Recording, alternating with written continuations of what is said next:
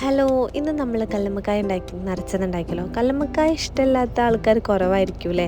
അപ്പോൾ ഞാൻ ഇവിടെ എടുത്തിട്ടുള്ള അരി സാധാ നമ്മൾ ചോറുണ്ടാക്കുന്ന അരി കേട്ടോ. പച്ചരി ഒന്നല്ല, സാധാ നമ്മൾ ചോറിന് ഉപയോഗിക്കുന്ന അരിയാണ്. അത് മിനിമം ഒരു 20 മിനിറ്റെങ്കിലും പുതിർത്തി വെക്കും കേട്ടോ. പിന്നെ നന്നായി കഴുകി വൃത്തിയാക്കിയതിന് ശേഷം നമുക്കിതിനിപ്പോൾ അരച്ചെടുക്കാം. അപ്പോൾ ഈ അരി അരക്കണയിലേക്ക് കുറച്ച് തേങ്ങ വേണം, അതേപോലെ ചെറിയുള്ളി വേണം, ജീരകം വേണം, പച്ചമുളക് വേണം കേട്ടോ.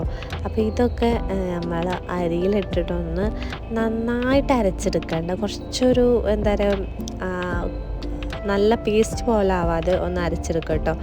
അതേപോലെ തന്നെ ഈ ഇതിലേക്ക് പിന്നെ ഒരു സാധനം കൂടി ഇടാൻ ഞാൻ മറന്നു പോയിട്ടുണ്ടായിരുന്നു. എന്താണെന്ന് വെച്ചാൽ ഉപ്പ്. അപ്പോൾ ഉപ്പും കൂടി ഇട്ട് കൊടുത്തതിന് ശേഷം പിന്നെ നമ്മൾ കരിവേപ്പിലയും കൂടി ഇട്ട് കൊടുക്കുക കേട്ടോ.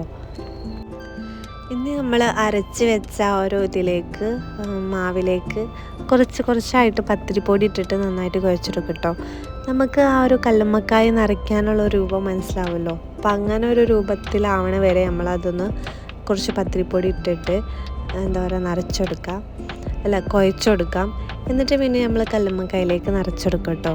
കല്ലുമ്മക്കായയിലേക്ക് നിറച്ചെടുത്തതിന് ശേഷം നമ്മളിത് നന്നായിട്ട് ആവി കയറ്റി വേവിച്ചെടുക്കും കേട്ടോ.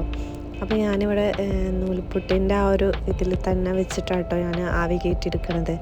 അപ്പോൾ അത് നന്നായിട്ട് ആവി കയറ്റിയതിന് ശേഷം പിന്നെ നമുക്ക് അടുത്ത് എന്താണെന്ന് വെച്ചാൽ ഇതൊരു മസാല ഫ്ലേവർ ഉണ്ടാവില്ല.